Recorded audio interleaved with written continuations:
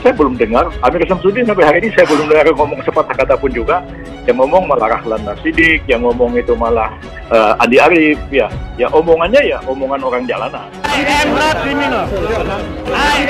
criminal. Itu makanya memang sejak awal terobosan hukum Prof. Yusril ini memang udah unik ini. Nggak ada omongannya itu, inteleknya nggak ada sama sekali. Semua juru bicara partai, semua komunikator politik partai, dan semua pengurus partai adalah jadi perpanjangan Pak SBY ya pasti saya juga. Kata Pak SBY itu begini ya, saya prihatin, kata Pak SBY. Ya Pak, saya juga prihatin ini dengan kader-kader Partai Demokrat yang ngomongnya ya aneh-aneh begitu. Sampai kemudian ada pihak yang harusnya ikut terlibat karena dia pukuli di atas ring begitulah ya, melalui permohonannya itu dalam tanda kutip dikatakan tidak demokratis, tidak ini, tapi pihak itu bukan jadi pihak termohonnya. Nggak ada salah sedikit pun untuk saya meminta maaf karena saya tidak pernah merasa berbuat kesalahan. Ya, ada argumentatifnya sama sekali. Jadi saya nggak kalah prihatinnya dari Pak SBY sebenarnya melihat perkembangan yang terjadi beberapa hari terakhir ini. Yusril Iza Mahendra merespon santai tudingan elit Partai Demokrat Andi Arief yang menyebutnya pindah haluan ke kubu Muldoko karena tawaran 100 miliar rupiah sebagai pengacara. Yusril menanggapi Andi Arief dengan mengirimkan meme Susilo Bambang Yudhoyono. Detik.com mengkonfirmasi langsung ke Yusril perihal pernyataan Andi Arief soal tawaran 100 miliar rupiah melalui WhatsApp. Yusril merespons dengan mengirimkan meme SBY mengenakan baju putih dan peci hitam dengan tulisan "Saya prihatin". Sama seperti Pak SBY, saya prihatin sama Andi Arief, kata Yusril. Selanjutnya kepada Detik.com, Rabu 29 September 2021. Yusril mengaku hanya prihatin atas pernyataan Andi Arief soal 100 miliar rupiah. Dia merasa tidak perlu menanggapi Andi Arief lebih dalam. Hehehe, saya nggak perlu tanggapi, prihatin saja, seperti kata Pak SBY, pungkasnya.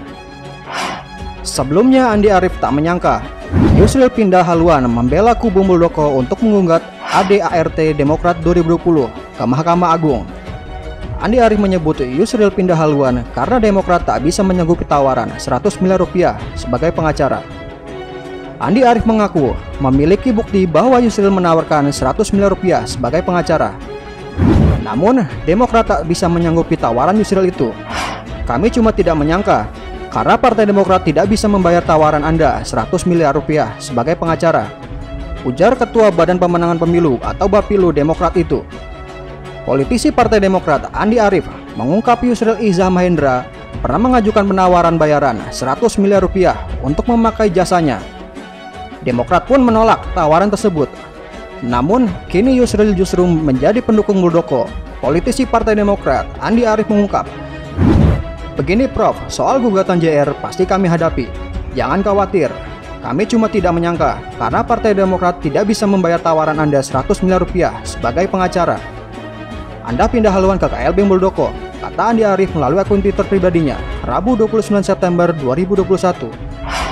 Hal sama juga dikatakan Wakil Ketua Dewan Pertimbangan Partai Demokrat, Rahlan Nasidik, yang mengatakan tak akan berhenti mengungkap klaim palsu Yusril Iza Mahendra. Ia meminta agar Yusril mengakui menjual keahlian soal hukumnya, namun mengatasnamakan demokrasi.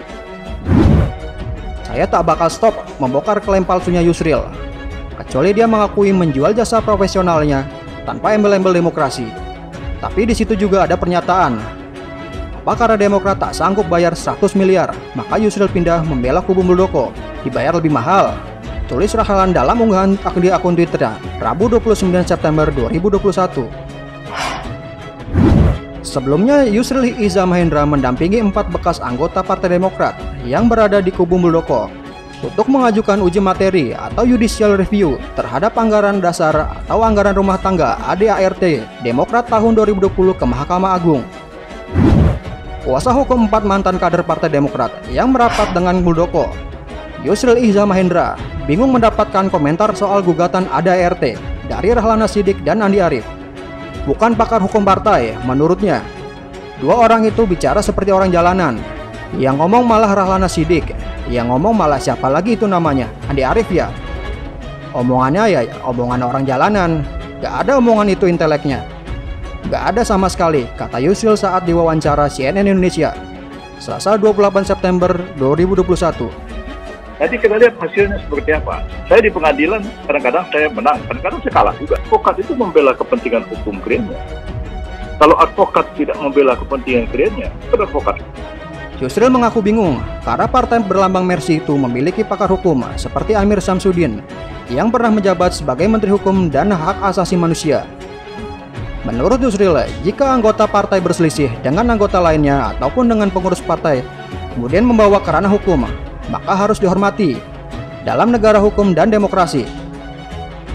Fungsi negara hukum, kata dia, adalah mengalihkan perkelahian di jalanan dan caci maki menjadi perdebatan akademik dan argumentatif di pengadilan, sehingga proses yang berjalan bisa berlangsung aman dan damai. Jadi kalau misalnya besok atas kemudian Partai Demokrat memberikan kuasa kepada advokat tertentu, terus apa terus kita maki advokatnya itu? Anda ini membela kepentingannya Partai Demokratnya versi Pak AHY. Jadi sekarang kan persoalannya saya belum lihat sampai hari ini langkah yang dilakukan Partai Demokrat. Misalnya, mereka menunjukkan ahli hukum, kata Yusril. Yusril juga menantang Demokrat kubu pimpinan Agus Harimurti Yudhoyono untuk beradu argumen mengenai keabsahan gugatan yang ia ajukan ke MA. Kita lihat nanti pendapat siapa yang lebih kuat, pendapat saya atau pendapat mereka, ujarnya. Saya belum dengar, Amir Samsudin sampai hari ini saya belum dengar ngomong sepatah kata pun juga.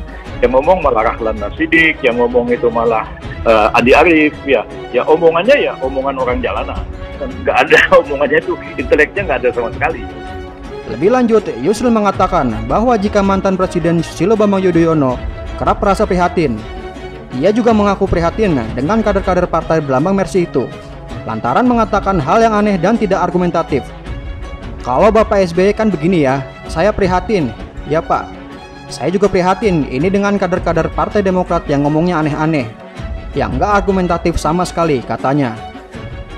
Jadi saya nggak kalah prihatinnya dari Pak SBY, sebenarnya melihat perkembangan yang terjadi beberapa hari terakhir ini. Kata Pak SBY itu begini ya, saya prihatin, kata Pak SBY. Ya Pak, saya juga prihatin ini dengan kader-kader Partai Demokrat yang ngomongnya ya aneh-aneh begitu. Sebelumnya, politikus Partai Demokrat Rahlan Nasidik mempertanyakan alasan Yusril mau menjadi kuasa hukum kubu Muldoko yang menggugat ADART partai ke Mahkamah Agung. Rahlan mengukit Yusril pernah menerima manfaat dari Partai Demokrat saat anaknya Yuri Kemal Fadullah maju di Pilkada Belitung Timur dan diusung partai berlambang Mercy itu pada 2020 lalu. Yusril sudah mendapat kemanfaatan dari ADART Demokrat saat ia memiliki kepentingan terhadap karir politik anaknya, kata Rahlan dalam keterangan tertulis Selasa 28 September. Selama ini kan ada argumen-argumen seperti itu, yang ada itu malah ya dipersoalkan ya, kenapa saya begal menggugat, kenapa saya ikut-ikutan begal politik segala macam. Saya bilang saya nggak ikut-ikutan persoalan politiknya, ya debat aja, silahkan. Kisruh ini bermula ketika 4 mantan kader Partai Demokrat mengajukan uji materi terhadap ADART Partai Demokrat ke Mahkamah Agung.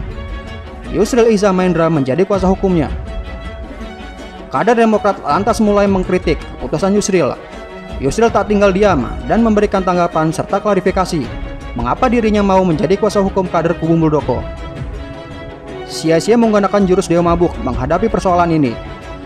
Para hakim agung tidak akan mempertimbangkan ocehan politik yang mencoba menarik-narik persoalan ini ke sana kemari, katanya dalam keterangan tertulis Jumat 24 September. Wakil Sekretaris Jenderal Partai Demokrat Jansen Sitindaon mengatakan bahwa pihaknya telah mengirimkan surat kepada Mahkamah Agung untuk merespon gugatan terhadap ADART partainya yang diajukan Yusril Iza Mahendra. Kami Partai Demokrat secara resmi sudah mengirimkan surat ke Mahkamah Agung dan sudah diterima. Langsung kita layangkan ke yang terhormat Ketua Mahkamah Agung, Profesor Sarifudin, ujar Jansen pada CNN Indonesia Selasa 28 September malam. Saya kira advokatnya bekerja secara profesional. Advokat itu tidak boleh diidentikan dengan kliennya. Jadi semua itu akhirnya berbalik kepada orang yang ngomong itu sendiri. Kita jangan ngomong itu jangan enak-enaknya ngomong aja. Ngomong mikir dulu. Jansen mengatakan bahwa surat tersebut juga sudah diterima oleh Ketua Kamar Pengawasan dan Ketua Kamar Tata Usaha Negara. bukan hanya diterima oleh Ketua MA, tapi juga hampir semua Ketua Kamar, tutur Jansen. Melalui surat itu, Partai Demokrat meminta dilibatkan sebagai pihak terkait dalam persoalan untuk kemudian menjawab gugatan Yusril. Jansen memaparkan bahwa Demokrat adalah pihak yang melahirkan produk ADART sehingga layak dilibatkan. Jadi bagaimana jika persidangannya hanya antara pihak permohon, Prof. Yusril, dengan pihak Mahkamah Agung, kata Jansen.